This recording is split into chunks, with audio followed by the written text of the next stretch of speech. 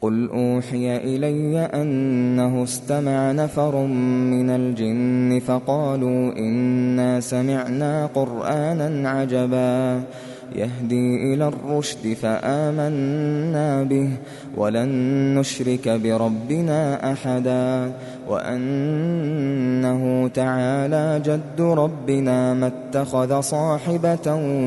ولا ولدا وأنه كان يقول سفيهنا على الله شططا وأنا ظننا أن لن تقول الإنس والجن على الله كذبا وأنه كان رجال من الإنس يعوذون برجال من الجن فزادوهم رهقا وأنهم ظنوا كما ظننتم أن لن يبعث الله أحدا وأنا لمسنا السماء فوجدناها ملئت حرسا شديدا وشهبا وأنا كنا نقعد منها مقاعد للسمع فمن يستمع الآن يجد له شهابا رصدا وأنا لا ندري أشر أريد بمن في الأرض أم أراد بهم ربهم رشدا وأنا منا الصالحون ومنا دون ذلك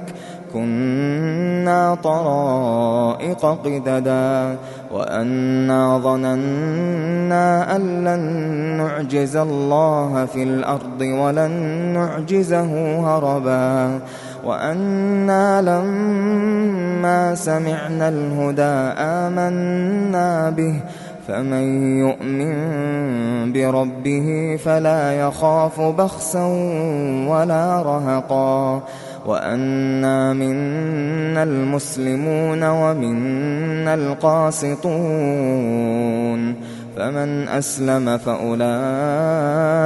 تحروا رشدا وأما القاسطون فكانوا لجهنم حطبا وأن لو استقاموا على الطريقة لأسقيناهم ماء غدقا لنفتنهم فيه ومن يعرض عن ذكر ربه يسلكه عذابا صعدا وأن المساجد لله فلا تدعوا مع الله أحدا وأنه لما قام عبد الله يدعوه كادوا يكونون عليه لبدا قل إنما أدعو ربي ولا أشرك به أحدا قل إني لا أملك لكم ضرا ولا رشدا قل إني لن يجيرني من الله أحد ولن أجد من دونه ملتحدا إلا بلاغا من الله ورسالاته ومن يعص الله ورسوله فإن له نار جهنم خالدين فيها أبدا حتى إذا رأوا ما يوعدون فسيعلمون من أضعف ناصرا وأقل عددا قل إن أدري أقريب ما توعدون أم يجعل له ربي أمدا عالم الغيب فلا يظهر على غيبه أحدا إلا من ارتضى من رسول